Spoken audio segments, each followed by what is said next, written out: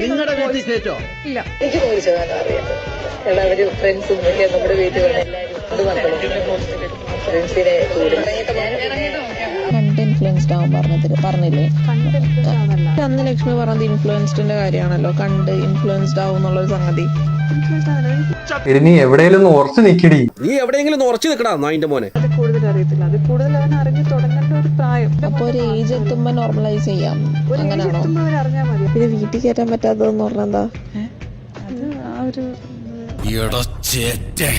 അങ്ങനെ പറഞ്ഞോണ്ടോ ഇത്ര നാളെ എടുത്ത് നിന്നത്. ഇനി എന്തായാലും പുറത്താകും. ഒരാഴ്ച രണ്ടാഴ്ചക്കുള്ളിൽ എന്തായാലും പോകുന്ന എനിക്ക് തോന്നുന്നേ. ഇപ്പൊ എന്തായാലും മനസ്സിലായില്ല, തനി സ്വഭാവം വന്നില്ലയോ? ഇവള് ഓരോ നേരം ഓരോന്നാ പറയുന്നത്. എനിക്ക് തോന്നുന്നു ഇതിപ്പോ ആരോ പറഞ്ഞ് ഇവളെ പഠിപ്പിച്ച് വിട്ടത് കൂട്ടുണ്ട്.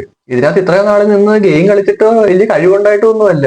ആ ഒറ്റ ഒരു ഡയലോഗ് കണ്ട് പറഞ്ഞുകൊണ്ട് ആ ഇത്ര നാളോടെ പിടിച്ചു നിർത്തിയ ആൾക്കാർ ഇപ്പൊ തനി സ്വഭാവം വെളി വന്നതിന് ശേഷം ഇനി എനിക്ക് തോന്നുന്നില്ല പെട്ടെന്ന് തന്നെ പോയി. ഇനി കുറച്ചാളെ നിൽക്കാൻ സാധ്യതയുള്ളൂ. ആ വന്നപ്പോൾ ഉള്ള ഓളം ഉണ്ടാക്കിയതേ ഉള്ളൂ. പിന്നെ ഇപ്പൊ കാണാൻ പോലും ഇല്ല. അതിന്റെ തൊണ്ടോന്ന് പോലും അറിയത്തില്ല. ആ സാബുമോന്റെ വേറൊരു ഇതാ